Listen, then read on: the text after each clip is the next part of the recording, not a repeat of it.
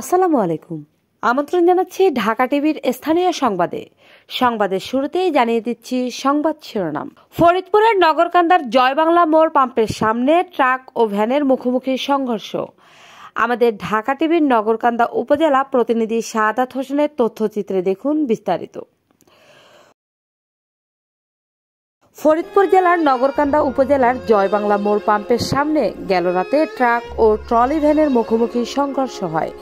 এ সংঘর্ষে ট্রলি ভ্যানের ড্রাইভারের বাম পা ভেঙে যায়, ট্রাকেরও বেশ কিছু অংশও ভেঙে যায়।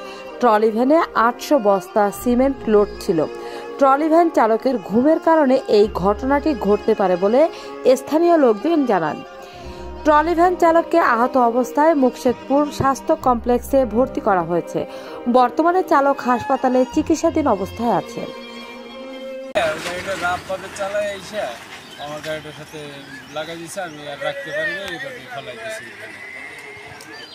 কেউ কি মারা কি গেছে কিনা বা ক্ষতি করেছে? আসলে ওর আগে থেকেই ওর পাও কাটা 3টে আঙ্গুল নাই, আঙ্গুল পরে গেছে, মানে হাত পায়ে করা আছে, আপনার ব্যান্ডেজ করা আছে। তারপরে অল্প ব্যথা হয়েছে, আপনার বাইক কিনে ওরে হসপিটাল পাঠিয়ে দিচ্ছে।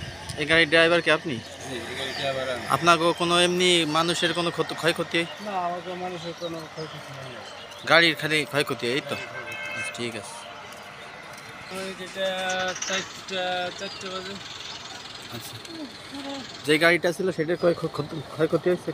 এটা না, ওইটা গাড়ির ক্ষতি হয়েছে। গাড়িটা কিসের গাড়ি ছিল? তো এমনি প্রবলেম, ওটা হলো পত্রিকার গাড়ি, পত্রিকার। আচ্ছা, পায়ে তো এমনি পাও কাটা আগেই। ধন্যবাদ এতক্ষণ ঢাকা টিভির সাথে থাকার জন্য। ঢাকা টিভি নিজে দেখুন, অন্যকে দেখতে উৎসাহিত করুন। আর সবার আগে সর্বশেষ সংবাদ জানতে ঢাকা টিভির সাথেই থাকুন।